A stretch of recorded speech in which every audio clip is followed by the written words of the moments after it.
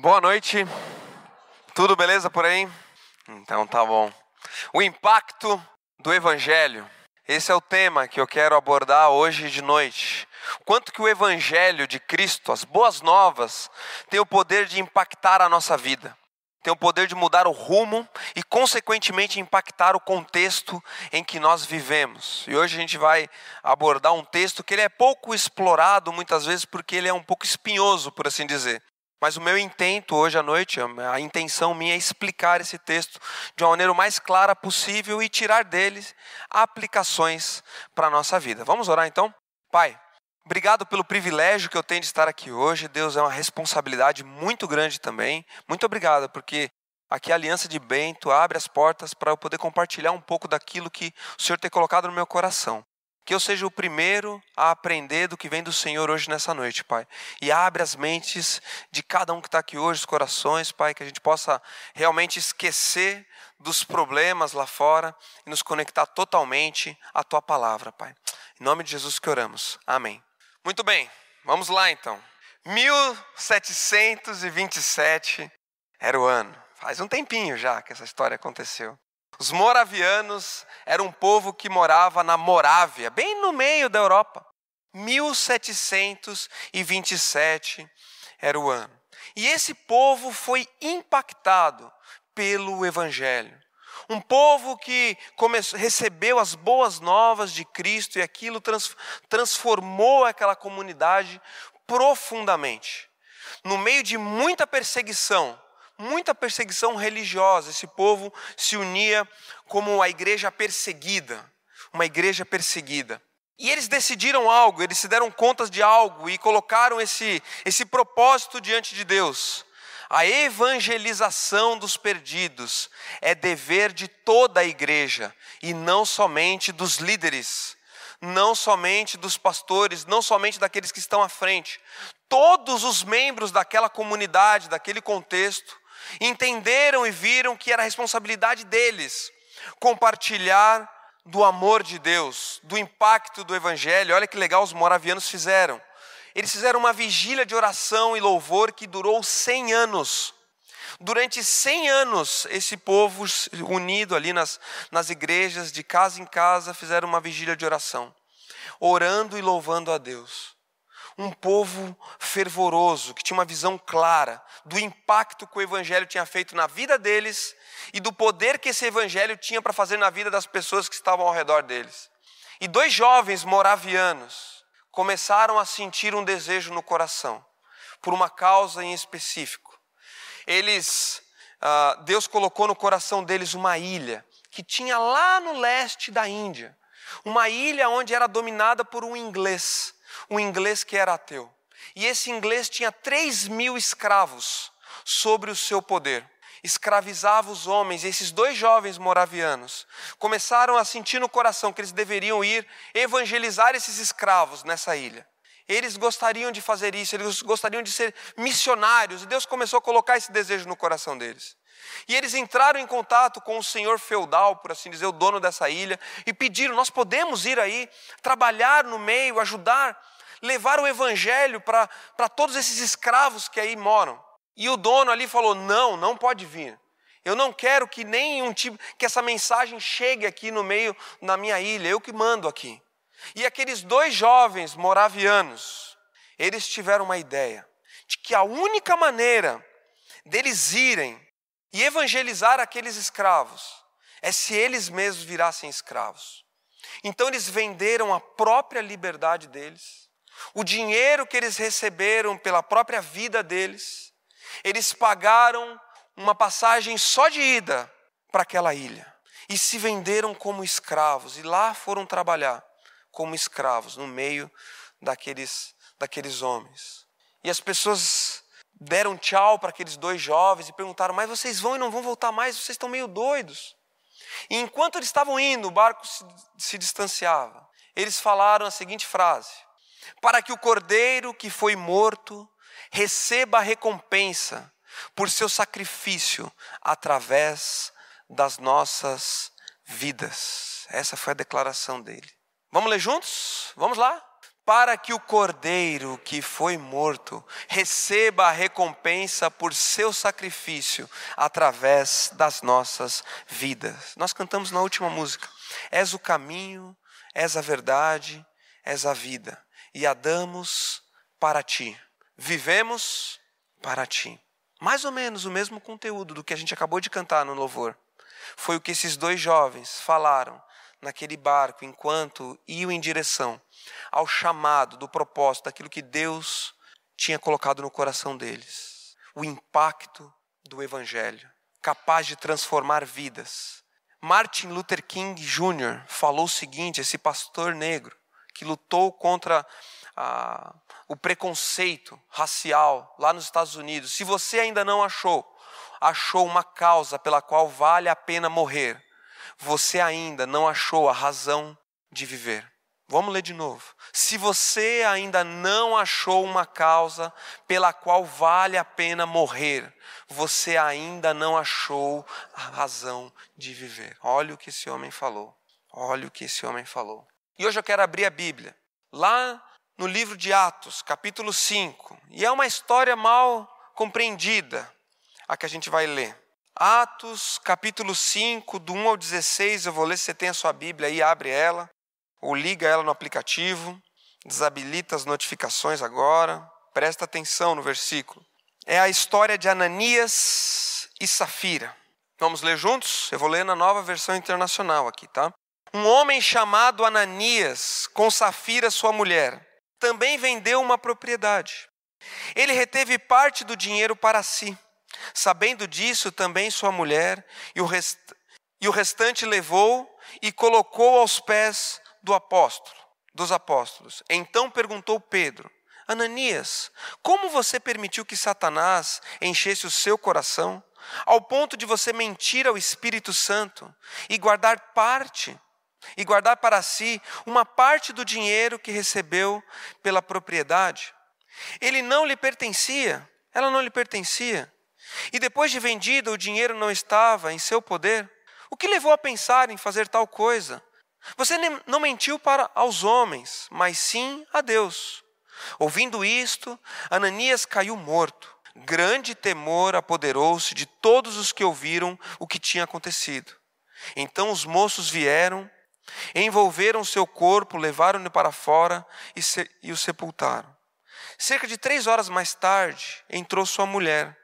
Sem saber o que havia acontecido, Pedro lhe perguntou: diga-me, foi esse o preço que vocês conseguiram pela propriedade?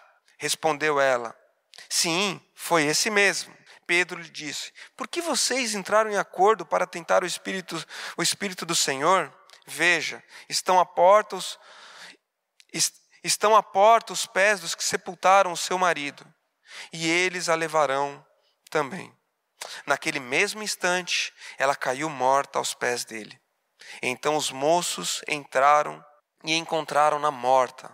Levaram-na e a sepultaram ao lado do seu marido. E grande temor apoderou-se de toda a igreja e de todos que ouviram falar desses acontecimentos. Os apóstolos realizavam muitos sinais e maravilhas entre o povo. Todos os que creram costumavam reunir-se no pórtico de Salomão. Dos demais, ninguém ousava juntar-se a eles, embora o povo os tivesse em alto conceito. Em número cada vez maior, homens e mulheres criam no Senhor e lhes eram acrescentados. De modo que o povo também levava os doentes às ruas e os colocavam em camas e macas, para que pelo menos a sombra de Pedro se projetasse sobre alguns, enquanto ele passava. Afluíam também multidões das cidades próximas a Jerusalém, trazendo seus doentes e os que eram atormentados por espíritos imundos, e todos eram curados. A história de Ananias e Safira. O que foi que aconteceu aqui nessa igreja primitiva? Eu quero tirar algumas lições dessa história, levando em consideração o impacto do Evangelho sobre as nossas vidas. Vamos lá. Para entender bem certinho essa história, que é uma história que muitas vezes ela é distorcida e pouco compreendida, a gente tem que entender qual era o contexto em que estava vivendo a igreja primitiva, aí que essa igreja aqui nasceu, tá bom? Havia nessa igreja, uma das grandes lutas que haviam nessa igreja, logo no começo, quando Jesus morreu e foi aos céus, e depois de ter ressuscitado, aquele contexto social era um contexto onde havia muitos judeus. E identificar-se com Jesus, aquele que havia sido morto e ressuscitado, era muito perigoso para as pessoas. E o contexto da igreja primitiva estava lidando com uma dificuldade que eram os chamados judaizantes. Quem eram os judaizantes? Era o povo que até acreditava em Jesus, mas dizia que tinha que continuar sendo como seguidores da lei. Continuar sendo seguidores de Moisés exatamente como era antes, mas que também achavam interessante a parte de Jesus. Achavam até que era interessante. E se identificar com Cristo era sinônimo de ser perseguido. Quando eu aceitava Jesus, entendia a obra de Cristo, isto era sinônimo de perseguição na mesma hora. Uma perseguição que hoje nós não enfrentamos, quando a gente se identifica como cristão diante de alguém. A perseguição que existe hoje em dia, aqui em Bento Gonçalves ou em Caxias, é muito pequena, né? Por exemplo, alguém pode vir a rir de você, né? Por exemplo, eu quando estava na faculdade, eu disse que eu era cristão para os que ali estavam, e eles gozaram de mim. Perguntaram se eu usava sabonete. Ah, você é cristão? Você usa sabonete? Um tipo de bullying, por assim dizer. Mas isso não é nada comparado ao que essas pessoas passavam nos primeiros momentos da igreja. Não era nada próximo disso. O que acontecia? Muitos desses homens perdiam a família. A família virava as costas para ele quando eles se diziam cristãos. Não, você quer ser seguidor desse tal de Cristo? Então você não tem mais parte da nossa família. Trocava o miolo da porta e botava a pessoa para a rua. Perdiam a casa. Muitas famílias viviam num contexto em que toda a família vivia junto. Era diferente um pouco dos nossos dias, quando você casa, você vai ter a sua casa. Naquele contexto era diferente. As famílias eram famílias grandes, que viviam todas juntas. Quando uma pessoa se convertia, ela era colocada para fora de casa. O que mais que ela perdia? Passa lá para a gente. Perdiam as posses. Perdiam a fonte de sustento deles, o trabalho. Logo, o trabalho tinha que ser abandonado também. E em últimos casos, muitos deles, dizer que seguiam a Cristo, estava comprometido a própria vida da pessoa. Foi o que aconteceu com Estevão, logo nos capítulos seguintes, depois desse texto que a gente lê. Estevão é o primeiro mártir que perde a vida, porque ele acredita em Jesus Cristo. Ele perde a vida. E em Atos capítulo 2, volta um pouco a sua Bíblia aí, a gente mostra como que essa igreja se comportava em relação a esses cristãos, esses novos cristãos que estavam sendo perseguidos. Capítulo 2, o 44 e 45, diz o seguinte: os que criam mantinham-se unidos e tinham tudo em comum. Vendendo as suas propriedades e bens, distribuíam a cada um conforme a sua necessidade. Olha que legal. Então aquela comunidade, aquela igreja, quando ela nasceu, quando a perseguição vinha sobre aquelas pessoas, automaticamente era natural que os outros que ali estavam nessa comunidade começavam a vender as suas propriedades e dividir, para que houvesse igualdade, para que as necessidades daqueles que estavam agora marginalizados, por assim dizer, estavam à margem da sociedade, não sofressem essas desigualdades. E isso é sensacional desse contexto, dessa igreja primitiva. Mas só que saiba de uma coisa, depois se você continua lendo, as próximas cartas que o apóstolo Paulo direciona às outras igrejas, o que está mostrando aqui no livro de Atos não é uma regra de conduta para a igreja primitiva. Lucas, que está relatando isso de Atos que aconteceu, está dizendo exatamente como que aconteceu naquele primeiro momento.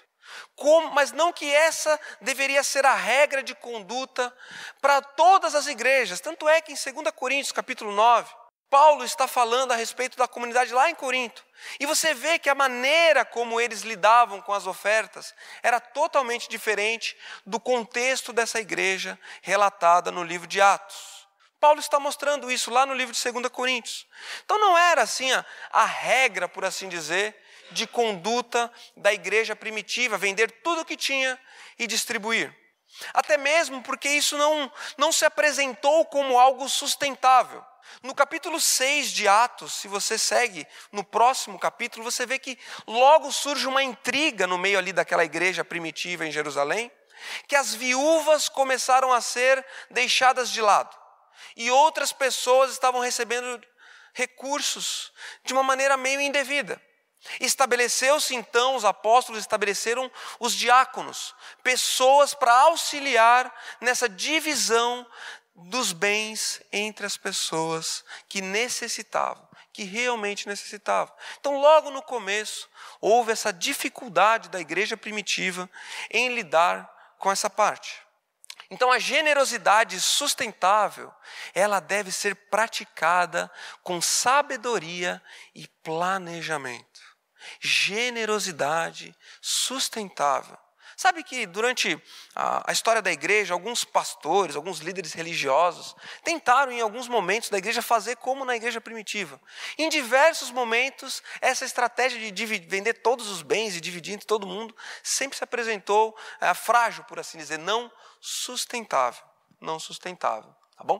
E as viúvas estavam sendo esquecidas. Por isso que foi necessário montar uma equipe que avaliasse cada situação especificamente.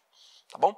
Muito legal, muito legal. Sabe que essa questão do planejamento e da sabedoria para ajudar com generosidade, ela é fundamental. Fundamental para que você saiba identificar exatamente, porque nós vemos hoje em dia, certas situações onde verdadeiros abusos acontecem. Então você tem que ter discernimento. Discernimento até no ajudar. Porque ao invés de ajudar, o legal é ensinar as pessoas, ensinar a pescar, por assim dizer, né?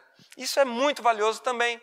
Olha só, esse provérbio é um provérbio chinês que eu acho muito legal. Dê um peixe a um homem e você o alimentará por um dia.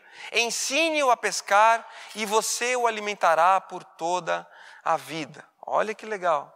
Olha que bacana esse versículo. Sabe que o Martin Luther King Jr., ele tinha um sonho. Tanto é que o discurso dele famoso é aquele I have a dream. Qual era o sonho do Martin Luther King Jr.? Ele falava assim, que o sonho dele era que os filhos deles fossem julgados por suas ações, não pela cor da sua pele. Esse era o sonho, esse era o sonho que ele tinha. E é pelo que ele lutava do púlpito lá na igreja dele, Martin Luther King Jr. Sabe que eu também tenho um sonho, vou até confessar para vocês o meu sonho. Sabe que eu tenho estruturado toda a minha vida pensando no sonho de levar a educação financeira para os casais. Sabe que o principal motivo de divórcio que existe é por causa de dinheiro. Por causa de dinheiro. E eu tenho um sonho, que nem o Martin Luther King também tinha um sonho. Eu tenho um sonho do dia em que eu vejo os casais se organizando financeiramente, um não escondendo do seu cônjuge aquilo que ganha, aquilo que deve, tendo integração e unidade nesse casamento, servindo a Deus com seus recursos financeiros. E eu também tenho um sonho. Qual é o sonho que você tem? Qual é o impacto que o Evangelho tem causado na sua vida e na minha vida que te move? Que te move? O Martin Luther King Jr. tinha um sonho que era movido pelo Evangelho dentro do coração dele. Qual é o seu sonho? O que te move? Da multidão dos que creram, uma era a mente e um o coração.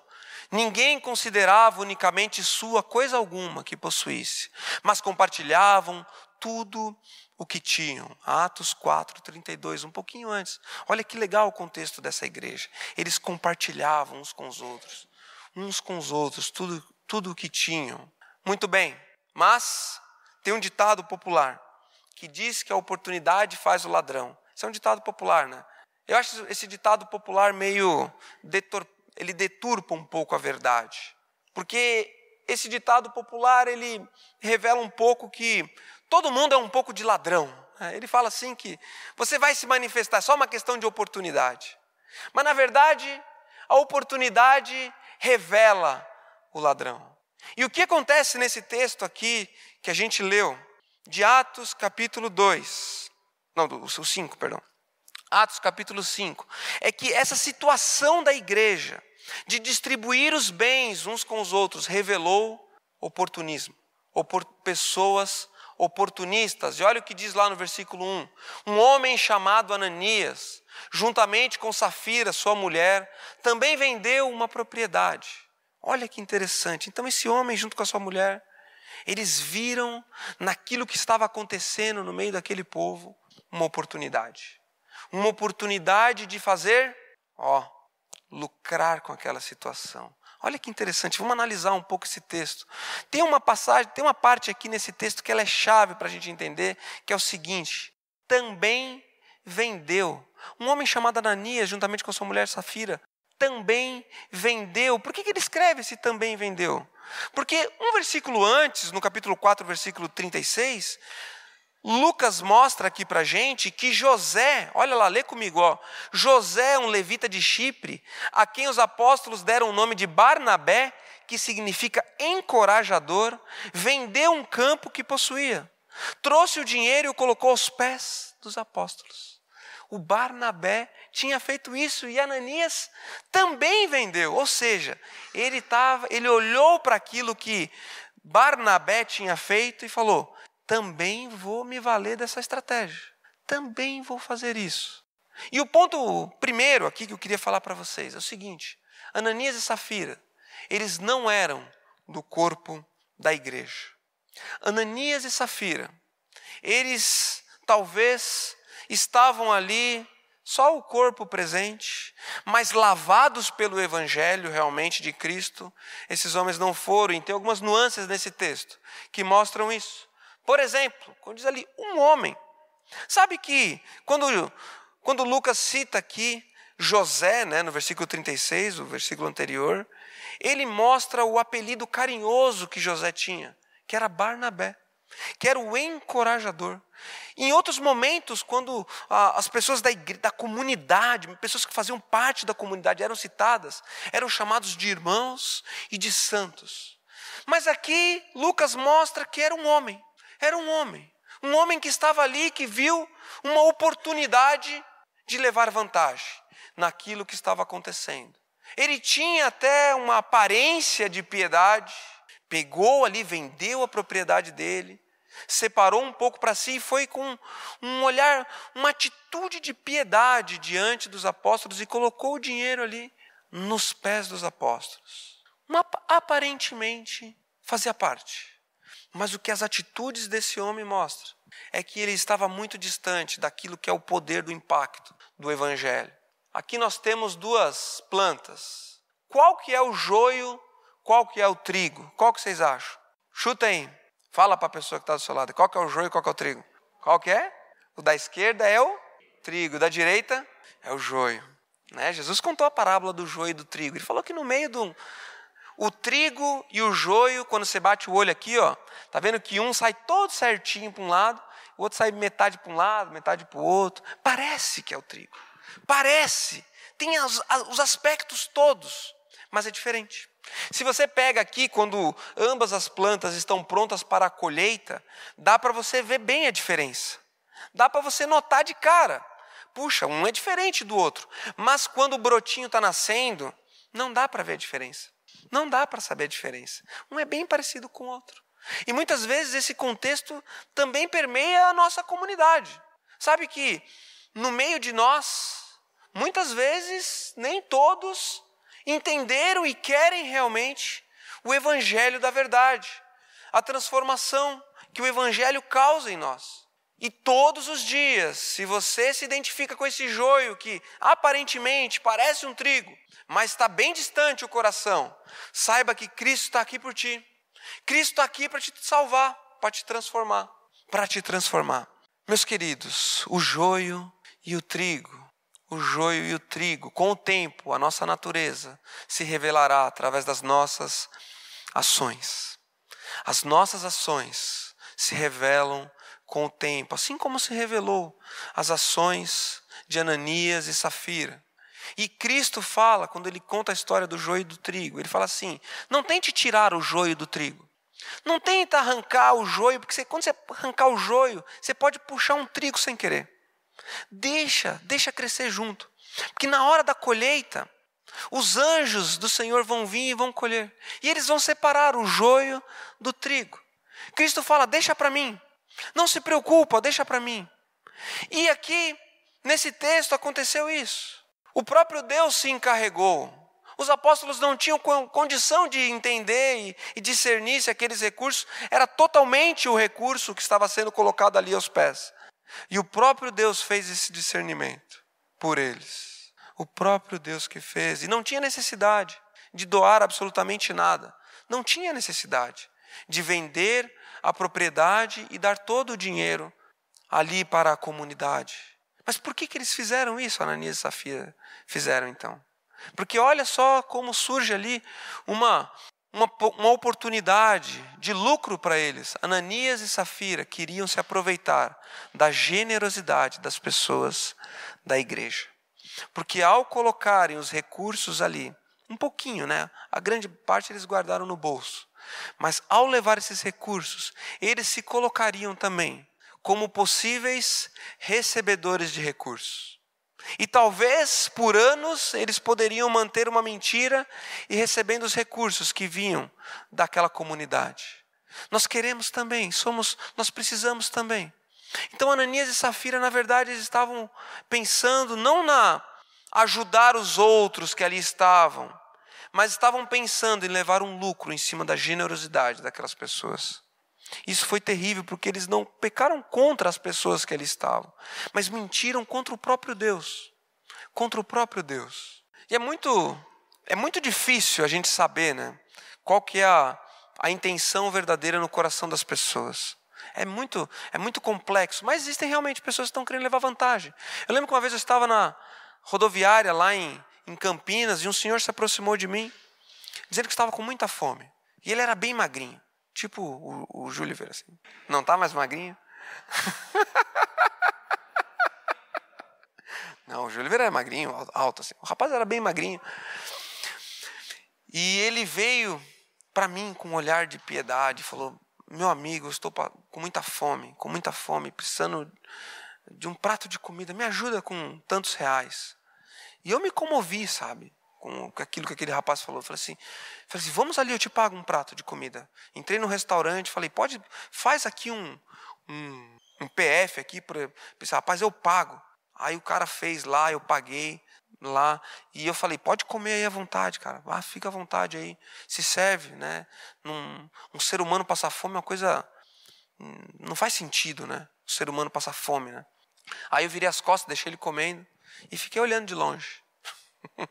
Ele deu uma olhada no prato, olhou para um lado, olhou para o outro, deu uma mordida no bife, largou de lado, levantou e saiu.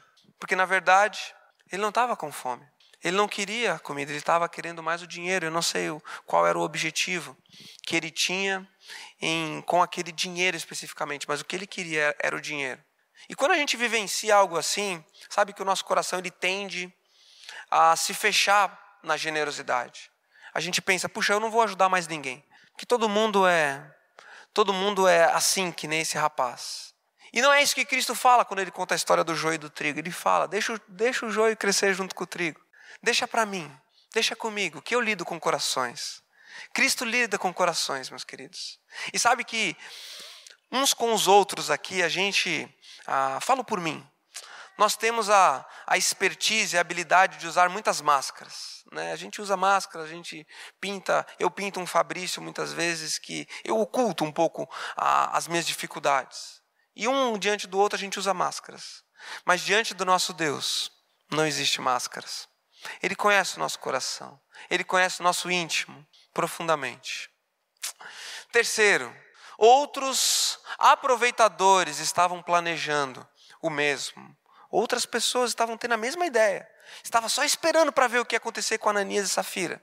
Porque olha só o que diz ali, ó. Olha aqui, ó, no versículo 11. Ó. E grande temor, depois que aconteceu tudo aquilo, que os dois vieram a falecer. Diz o seguinte, grande temor apoderou-se de toda a igreja e de todos os que ouviram falar desses acontecimentos. Então, depois que esse alerta veio da parte de Deus, toda a igreja teve o temor do Senhor. E a comunidade, as pessoas ao redor, as pessoas que talvez também estavam tendo a mesma ideia. Vou vender aqui, vou me aproveitar desse povo aí. Ficou todo mundo receoso e todo mundo apreensivo, porque Deus mostrou, revelou, através da história de Ananias e de Safira, E para muitas pessoas, o evangelho é a fonte de lucro pessoal, nada mais. Infelizmente, nos nossos dias, existem dezenas de milhares de Ananias e Safira que estão se aproximando de Cristo como uma fonte de lucro pessoal. O que eu ganho em me aproximar desse Cristo? O que eu levo? Um dia chegou um senhor no grupo Célula que estava com muitas dificuldades, em diversas áreas da vida dele, dívidas, problemas com a família, diversas dificuldades. O grupo se juntou para orar por ele, orou, e as coisas começaram a melhorar. E ele mudou de vida e prosperou bastante. E quando ele prosperou, nunca mais voltou no grupo Célula. Porque, na verdade, ele estava querendo o quê? Uma solução para os problemas imediatos que ele estava vivendo. E não ser impactado profundamente pelo evangelho transformador. E o evangelho não tem a ver principalmente com o que nós ganhamos nessa vida. Vamos ler junto? Vamos lá. O evangelho, sabe que viver uma vida ao lado de Cristo para nós tem muitos lucros, nessa vida inclusive, muitos lucros. Mas o principal valor do evangelho não está no material, não está na prosperidade financeira, não está em crescer no trabalho. O principal valor do evangelho não é em conseguir a namorada que há muito tempo você está procurando. Não é. O valor do evangelho é muito mais profundo do que isso. O impacto do evangelho no nosso coração, na nossa alma. Seria muito fácil. Quem que vai dar o estudo aqui semana que vem, Adelar? Eduardo, já pensou se a gente colocasse, cara, na rádio essa semana, culto da transformação, domingo que vem, com Eduardo, the drummer. Venha para a Aliança Bíblica que você sai com 100zão no bolso. O que você acha, Eduardo, que ia acontecer aqui domingo que vem? Ia bombar, né? Ia bombar. Encher esse salão de pessoas dispostas a ganhar R$100 é a coisa mais fácil do mundo. Pessoas dispostas a receber, está cheio por aí. Mas o evangelho não é sobre aquilo que a gente vai receber nessa vida. Mas o evangelho tem a ver com aquilo que a gente vai dar. Tem a ver com o impacto que cai no nosso coração, que nos move a nos doar, a darmos, a fazer aquilo que Cristo fez, porque Ele se doou. Ele falou, sejam meus imitadores, faz que nem eu faço. E Ele se doou. E eu fico me pensando, mas por que então que nós só queremos receber? Por que eu só quero receber e nunca quero dar? Atos 5, do 12 ao 14, para a gente terminar. Para mim, essa parte aqui, ela é chave desse texto. Tem a ver com o que aconteceu com a história de Ananias e Safira. Tem a ver com o impacto que isso tudo teve no coração daquelas pessoas e naquela sociedade. Olha o que diz aqui, versículo 12. Os apóstolos realizavam muitos sinais e maravilhas entre o povo. Todos os que creram costumavam reunir-se no pórtico de Salomão. Dos demais, ninguém ousava juntar-se a eles, embora o povo estivesse em alto conceito. Em número cada vez maior, homens e mulheres criam no Senhor e lhes eram acrescentados. Esse texto aqui que eu acabei de ler, ele é sensacional, meus queridos. Sabe por quê? Porque a história de Ananias e Safira foi um divisor de águas naquela sociedade. Um impacto social. As pessoas daquele meio, quando ouviram o que aconteceu com Ananias e Safira, eles foram impactados e eles tiveram o seguinte sentimento no coração. Esses cristãos não estão de brincadeira. Esses cristãos, eles sabem de algo que a gente não sabe. Eles estão vivendo algo diferente. O nível de compromisso deles com esse Deus é elevadíssimo. Deus não é um Deus de brincadeira. O evangelho impactou a vida daquelas pessoas de tal forma que esse impacto se propagou no meio daquela sociedade. Esses cristãos estão levando o relacionamento deles com Deus a sério. Estão levando um relacionamento a sério. Será que a Aliança Bíblica está causando esse mesmo impacto social hoje em dia? Será que as pessoas de Bento, de Caxias, estão olhando para a nossa vida e falando assim, esse Fabrício leva Deus a sério, cara.